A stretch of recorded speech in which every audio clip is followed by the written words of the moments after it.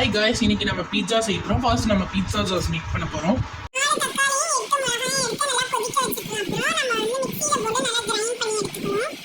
அரைச்சி வச்சிருக்க தக்காளியை பாத்திரத்தில் ஊற்றி நல்லா கொதி வந்தோன்னே லைட்டாக வந்து ஆயில் சேர்த்துக்கலாம்.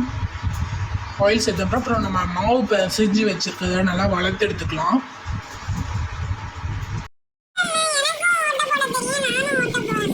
வீடியோலையாச்சும் நீ சும்மா இருந்திருக்கியா? ஏதாச்சும் ஒரு பிரச்சனையை கிளப்பாது.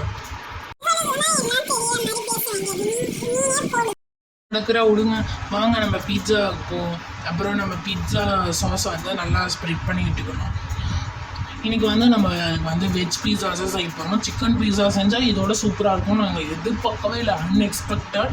இந்த பீட்சா செம்ம டேஸ்ட்டாக இருந்துச்சு. சிக்கன் பீட்சா செஞ்சதுன்னா வெஜ் பீஸா தான். சரி வாங்க, இந்த பீட்சா கடையே பெருசு. உங்களுக்கு பீட்சா செஞ்சு கொடுக்கறதே பெருசு. இல்லை சிக்கன் பீட்சா இருந்தால் நல்லா இருந்திருக்கும். உங்களுக்கு வேணான்னா விட்டுருங்க, நாங்களும் சாப்பிட்டுப்போம். நாங்கள் பீட்சான்னு எழுதி கொடுத்தாலே சாப்பிடுவோம். இல்லை வெஜ் பீட்சாவாக இருந்தால் என்ன, சிக்கன் பீட்சாவாக இருந்தால் பீட்சானா பீட்சா தான். அதுக்கப்புறம் நம்ம கேப்சிகம் வந்து அரேஞ்ச் பண்ணிக்குவோம். அதுக்கப்புறம் வெங்காயம் அரேஞ்ச் பண்ணிக்குவோம், போட்டுக்கலாம்.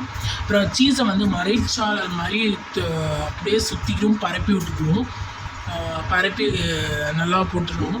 இன்னும் கொஞ்சம் கூட சீஸ் போடலாம். அப்புறம் சீசனிங் போட்டு